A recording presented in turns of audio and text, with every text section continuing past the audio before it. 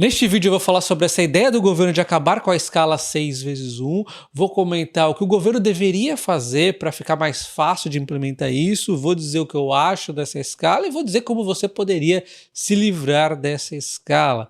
Já deixa o like no vídeo e antes de tudo vamos entender quem está por detrás dessa ideia. Se você for ver aqui os partidos, aqui os deputados que estão a favor disso, dessa PEC, tem aqui a lista do PT, a gente vê que tem muito pessoal do PT, tem também uma galerinha aqui do PSOL, aí vai diminuindo conforme vai chegando nos outros países, tem nos outros partidos, tem a União do Brasil, o PCdoB, tem o PDT, o PSD, o Rede, Republicanos, aí vai diminuindo. Quanto mais à direita você vai chegando, inclusive, menos nós temos aqui apoios a essa proposta. Inclusive a gente vê o vice-líder da Câmara dos Deputados do PT dizendo que já passou da hora, né, de acabar com essa escala. Ele fala, já passou da hora do país adotar uma redução de jornada de trabalho de 44 horas para 36 horas. Esse deve ser o centro de um governo popular. Então observa aqui, não é apenas a mudança na escala. Eles querem reduzir a carga horária do trabalhador. Eu não sei de onde que eles pensam que é só dar uma canetada que tudo vai se resolver. Se fosse fácil assim, né? Enfim. Aí ele diz que o Brasil tem que adotar um modelo de 4x3 ou 5x2, sem redução de salário. Caramba, que é impressionante, né? Você acha mesmo que para um país adotar tal medida é só dar uma canetada sem nenhum tipo de mudança do país, passa a valer essa nova escala, essa nova jornada de trabalho e vai dar tudo certo? Será que é assim tão simples? Por que as empresas têm 44 horas semanais para muitos cargos? Por que existe a escala de 6x1? Vamos entender então partindo do princípio de produtividade. E quando nós olhamos o ranking mundial de competitividade, nós temos uma série de países desenvolvidos nas primeiras posições, inclusive muitos países europeus. Os Estados Unidos ali estão em 12º, caíram da 9ª para 12ª, e ainda está em boa posição, é verdade, mas você vê que tem muitos países europeus nessas primeiras listas. E eu fico abismado de ver o Brasil na posição número 62 em 2024, isso porque ele caiu de 60, que estava ali em 2023, bem atrás, inclusive, do Peru, que também vem em queda, mas está bem acima da gente ali. Vários países fracos, como a Nigéria, por exemplo, que está próximo da gente aqui em ranking de competitividade, o que é absurdo. E se você começar a comparar a produtividade desses países com os rankings de nível de estudo, seja matemática, seja aqui criatividade, pensamento crítico, o Brasil sempre está no fundo, e os primeiras posições lá de competitividade alta são países que estão nas primeiras posições. Então tem muita correlação aqui. O brasileiro tem estudo muito deficitário, né? Esse é um dos pontos, não é o único, mas é um dos. Então a gente percebe aqui que nós estamos exatamente no mesmo, por exemplo, no ranking de criatividade e pensamento crítico, no mesmo nível de Peru, Panamá, El Salvador, países que estão no fundo também em competitividade. A gente está colado ali no Peru em competitividade e também estamos em criatividade e pensamento crítico. Você vai ver o ranking de matemática também é caótico para o Brasil.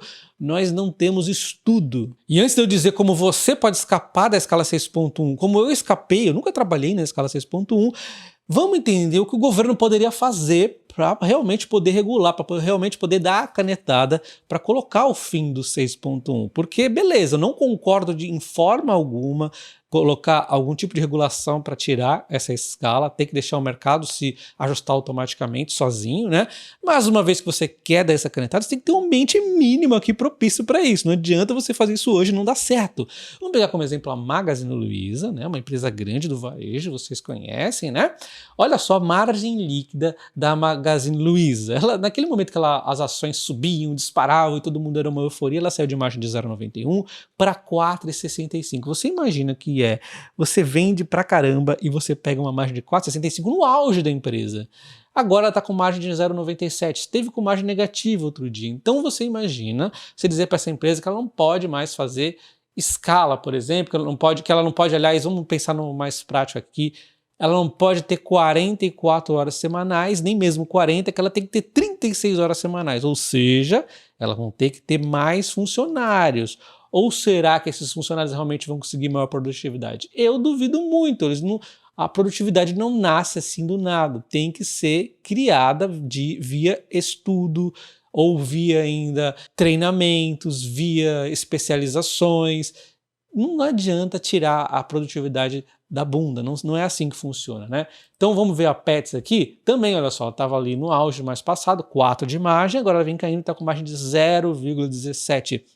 Outra empresa que não tem espaço para ficar pensando nesse negócio de diminuir a carga horária das pessoas para 36 horas. Você deve ter percebido que eu estou aqui em pleno Investidor 10, vendo empresas que estão listadas na bolsa, mil maravilhas. Essas empresas aqui elas vão conseguir repassar ao consumidor.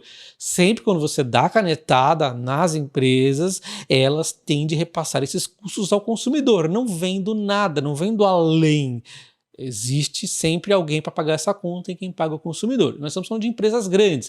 O que a gente vai pensar aqui quando a gente fala de micro e pequenas empresas? Cara, a maioria não vai conseguir repassar isso e vai ter um fechamento gigantesco de empresas. Talvez desequilibrando novamente a competição e dando favorecimento às grandes empresas, que elas vão conseguir repassar melhor isso. Aí elas ganham em escala e tudo mais. Você está mexendo em algo, um vespeiro, formigueiro, sei lá como você quer pensar.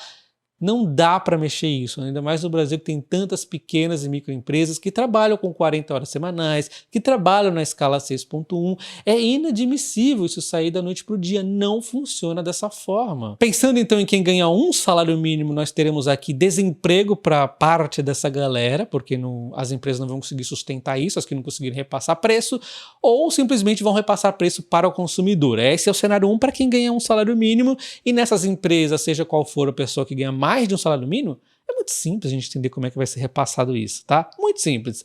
Se o cabra ganha 2 salários mínimos e a empresa vai precisar contratar, sei lá, 20% a mais de funcionários, é óbvio, o salário dessas pessoas vão reduzir proporcionalmente para encaixar esses 20% a mais de funcionários, que já vão ser contratados no novo salário 20% menor. Ah, mas não pode reduzir o salário de quem é CLT. Manda embora e contrata outros e vai fazendo isso aí aos poucos. Então é isso que vai acontecer.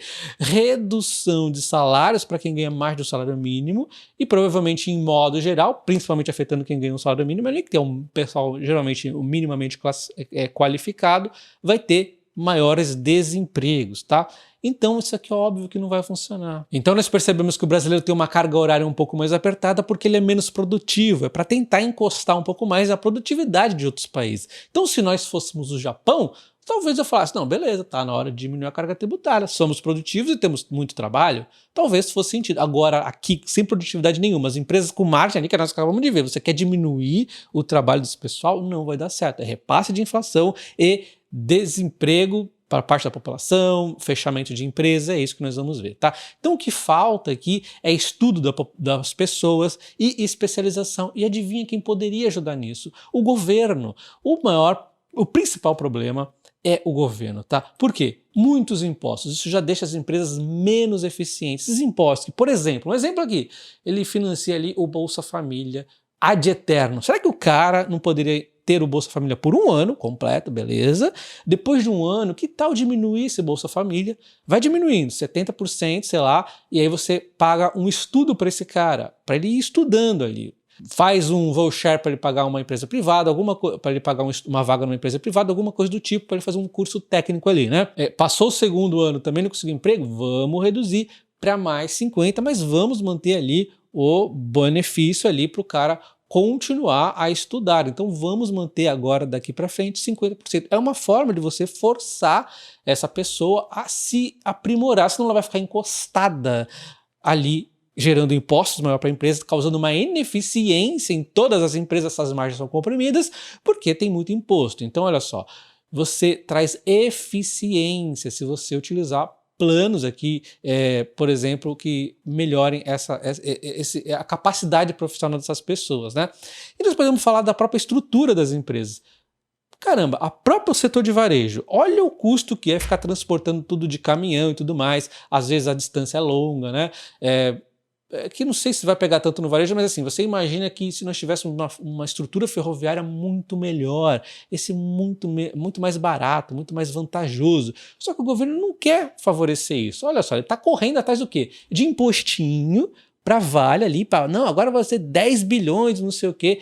Cara, O governo só quer morder as empresas. Em vez de ele incentivar as empresas, por exemplo, no setor ferroviário, a Rumo, a Vale, outras concorrentes, não fica cobrando outorga caríssima que você vai pegar esse dinheiro nas mãos e vai queimar em porcaria, em corrupção e tudo mais, porque você não deixa essas empresas uma situação mais favorável para elas investirem em ferrovia. Vamos fazer que nem a China faz com a construção civil, vamos deixar eles construírem aqui ferrovia para tudo quanto é lado. Os caras vão fazer ferrovia para até que não precisa, só para você realmente sair dessa dependência tão grande dos caminhões, que são poluentes e são ineficientes. Olha só um exemplo aqui que eu dei tão rapidinho de pensar. Então o Brasil tem muita coisa para melhorar e quem é culpa disso? O governo.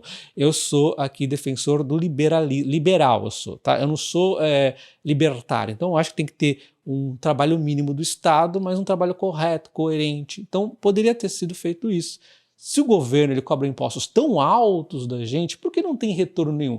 Porque ele é ineficiente demais, ele é uma porcaria, ele não faz nada direito, ele é corrupto, ele está mais preocupado em colocar dinheiro no bolso do que em realmente fazer o Brasil crescer, né?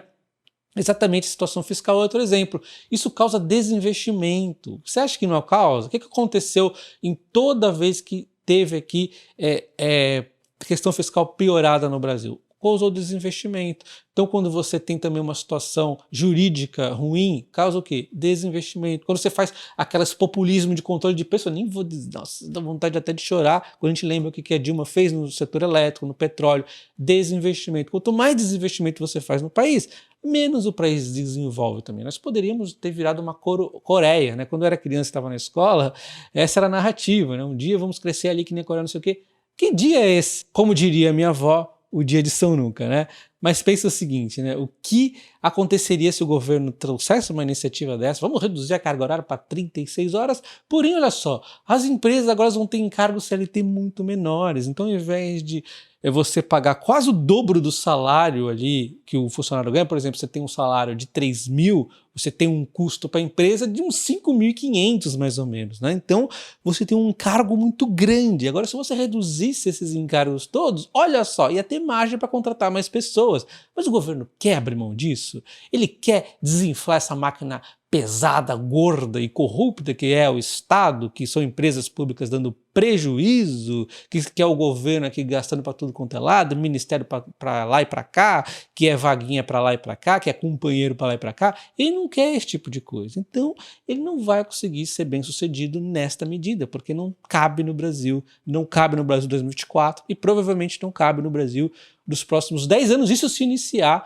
uma mudança em breve, né? Precisa de tempo para ir realmente fazendo esse tipo de modificação. Bom, então acho que foi bem evidente que o governo tem muita coisa para fazer antes de sequer pensar em propor algo desse tipo, que eu já acho que não deveria ter sido proposto, mas enfim, quer propor, você tem que evoluir muito mais antes de fazer tal coisa, tá? Enquanto você, como pessoa, você tem que estudar, não tem saída, tá? Eu fiz isso, eu estudei, sempre em escola pública, inclusive, não tinha qualidade para passar no vestibular de uma faculdade pública, o que eu fiz foi estudar com livros mesmo. Hoje em dia tem YouTube, tem um monte de coisa, cursos online e tudo mais.